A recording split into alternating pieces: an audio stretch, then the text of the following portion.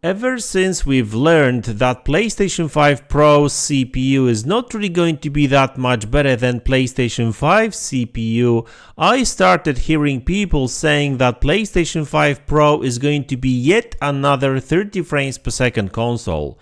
But is that really going to be the case? Let's look into it. But before we look into it, let's check in iba.com. They offer games for Xbox, PlayStation, Nintendo and PC, and as always they have got a ton of games on sale, like Horizon Forbidden West, guys, is coming to PC, so let's check it out.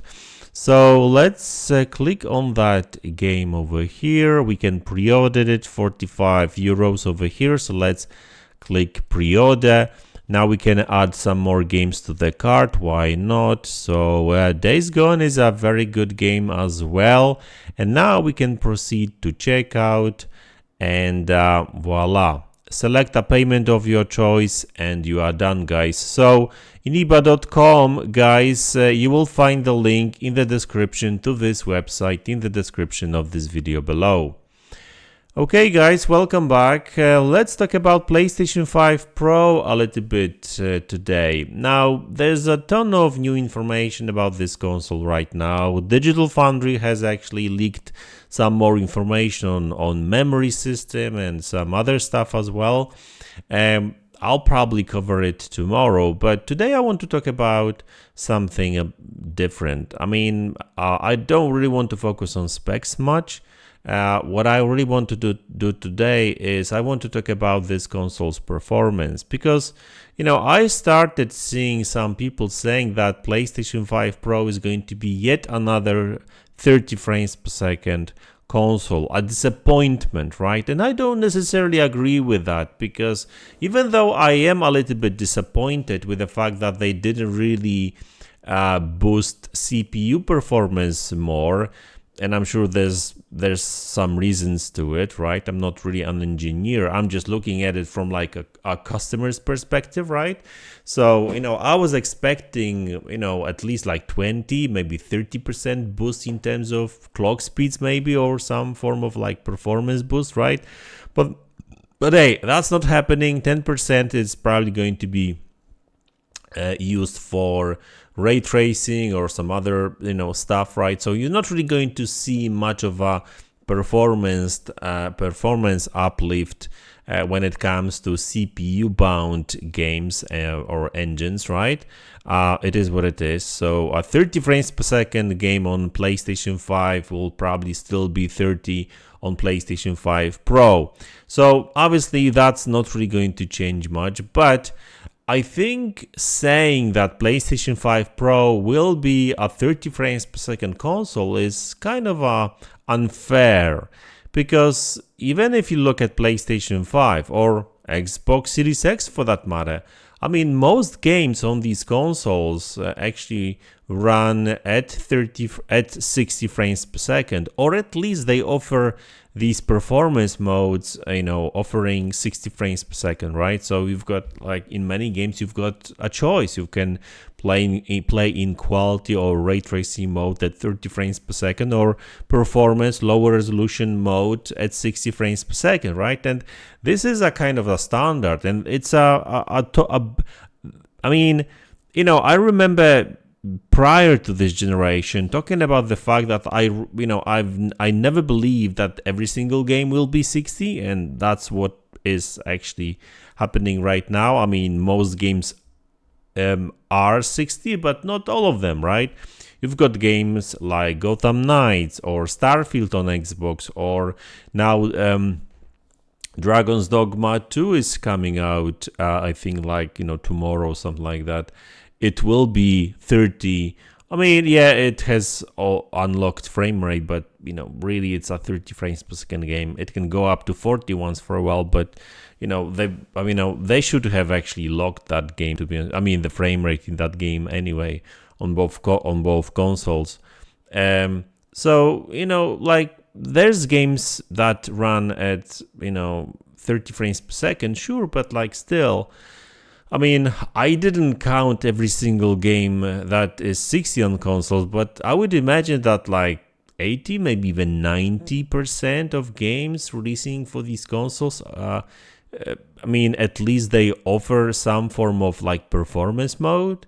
You know, they are not always perfect. Like, not every single game is locked to 60 frames per second, but like, you know, like the performance in these games in comparison to like last generation games it's like, it's not even a comparison. Like, there's no contest there.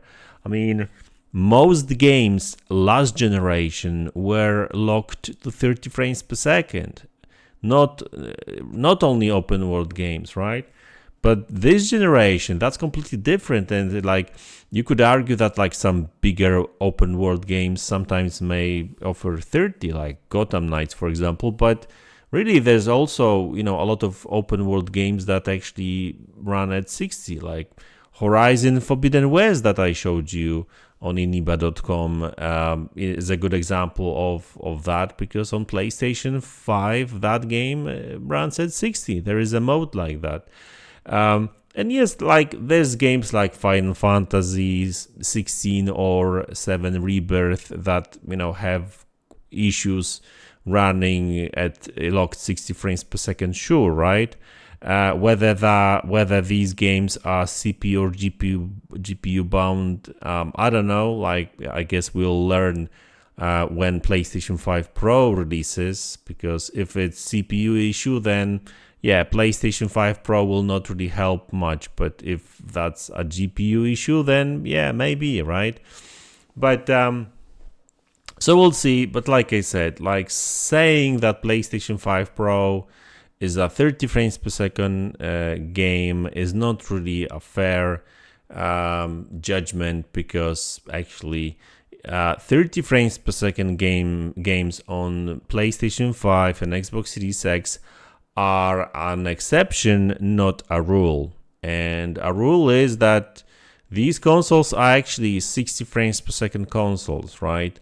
Both Xbox Series X and PlayStation 5, and it will be no different with PlayStation 5 Pro. Most games will run at 60 frames per second, but with more GPU power, PlayStation 5 Pro will be able to deliver, you know, similar performance at 60, right? For example, in the performance modes, but at much higher resolution, right? Or maybe they will add, you know, ray tracing or better ray tracing or whatever, right? So, I mean, you can potentially expect performance boost in ray tracing modes, because you know, there should be more than enough, like, you know, power on the GPU side of things, where in, you know, in ray tracing games the GPU seems to be the bottleneck, not CPU necessarily. So in these scenarios, you will see, you know, sometimes even a big boost in performance.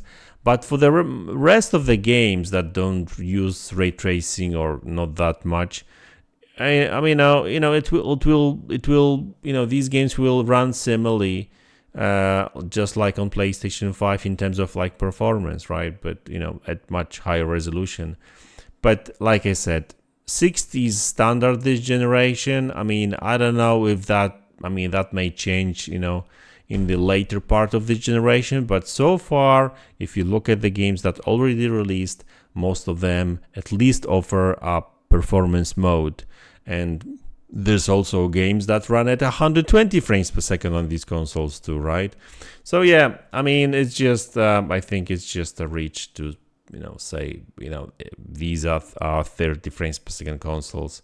So anyway, guys, that's the video. I just wanted to comment on that, really, because it just doesn't make much sense to me. But hey, it is what it is. There's a lot of people, weird people out there on social media talking all kinds of crap, and you know, sometimes I like to react to it, but not always. But this particular one is kind of weird one, and it's all about specs and frames, so I really wanted to talk about it. So guys, let me know what you think about it. Let me know in the comment section below. Hit the like button, subscribe to the channel if you haven't already, and I will see you all in the next one. Take care.